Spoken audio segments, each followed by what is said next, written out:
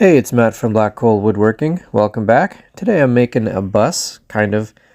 It's the best version I can make.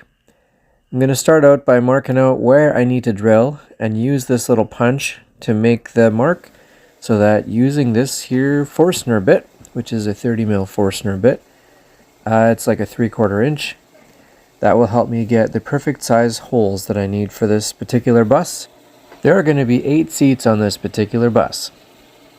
I am kind of figuring this whole thing out as I go, so there was a lot of jumping around in the background just to try and make things work, and surprisingly for me, it actually worked out quite well.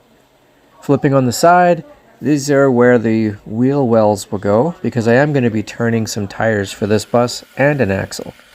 I also drilled the same holes on the other side, using what I hoped are extremely precise measurements, because I'm going to have to drill a hole right through where the axle goes from one side and then have it meet up on the other side, and that's going to be a bit of a trick. For now, I'm trying to remove only the wood that's absolutely necessary.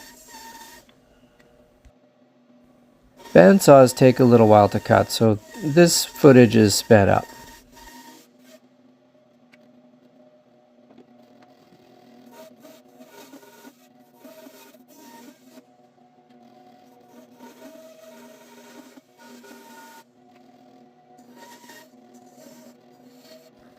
To give a little bit of contrast, I'm using walnut for the tires.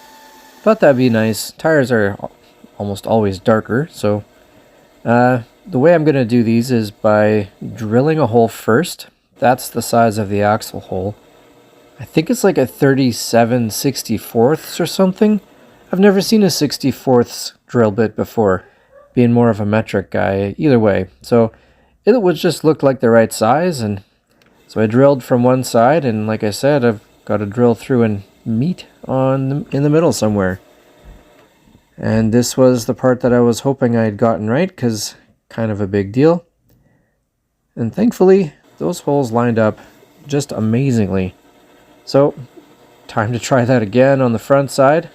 And fortunately for me, yay, this worked out, and my insides were extremely excited. So, very happy about that. On to the favorite part of any vehicle, the tires. This is the walnut, and I'm using my skew chisel to whittle this thing down to round. The dimensions of the tires are going to be 25mm or 1 inch, and that will give me about 2.5 inches or 2.5mm all the way around the wheel wells for these tires. So I'm using my caliper and a parting tool just to get me to the correct size there. Of course, I do something really silly and let the tool catch the wood, but that's okay, I'm cutting that part away anyway. I've got to clear some room here for the tool and caliper to fit in there.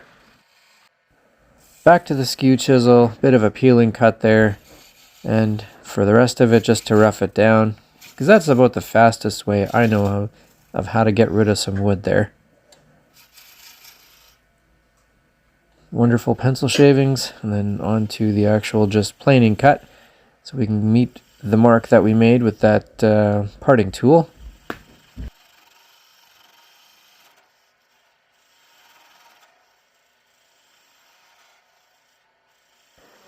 Here I'm just trying to make sure that this thing is nice and level. I want the tires to be the exact same size as much as possible, even though this is hand turned.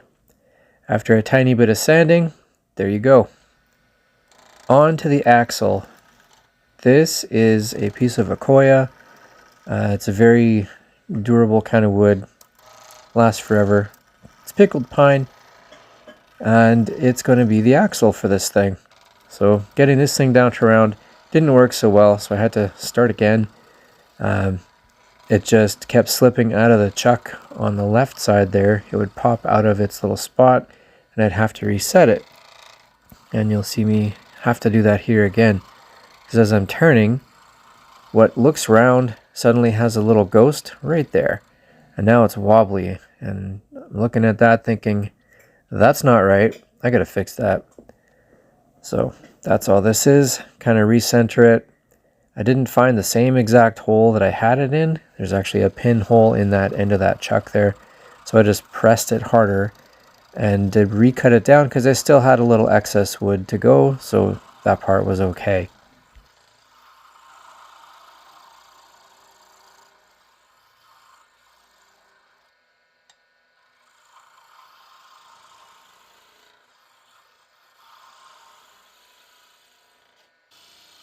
Time to make sure I get that 37/64 measurement just right again. I got that measurement by putting my caliper on the drill bit itself because there's no way I'm going to find that particular number on the caliper. So marked out a few spots for myself so I could see that I'm keeping a straight line all the way across. And now it's the delicate operation of turning it. It's what's essentially a toothpick, which I've done a couple of times. It just means going a little slower, taking your time so you don't bend the thing too far, don't want it to break. And the new problem I discovered today was somehow unseating it from the end of that little pin there that it's pushed into.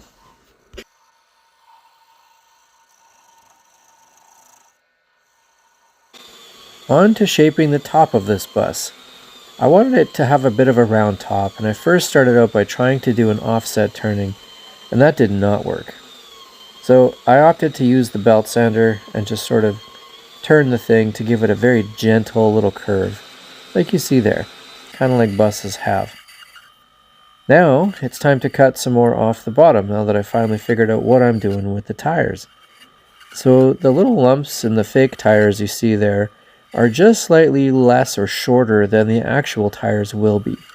And that's to give it some extra support in case anyone's going to be a little heavier on it, then it'll be okay, it won't matter.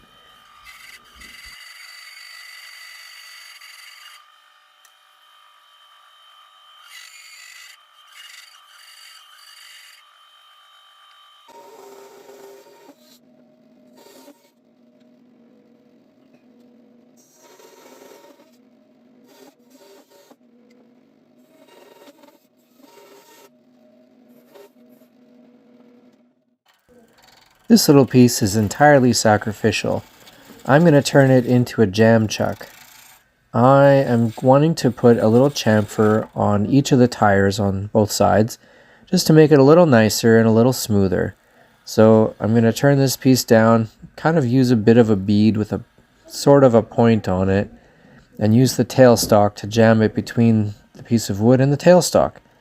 That should hold that wooden tire very nicely. And the wooden tire itself has a hole in the middle of it, so that lends itself to this application quite nicely. And that is my tiny little chamfer. It's all in the details. Seriously, who doesn't like a nice stack of tires? I didn't film this part, but I did glue them to the axles, and that worked out quite well. And here's the final product. Thanks for watching my attempt at making a bus. Catch you next time.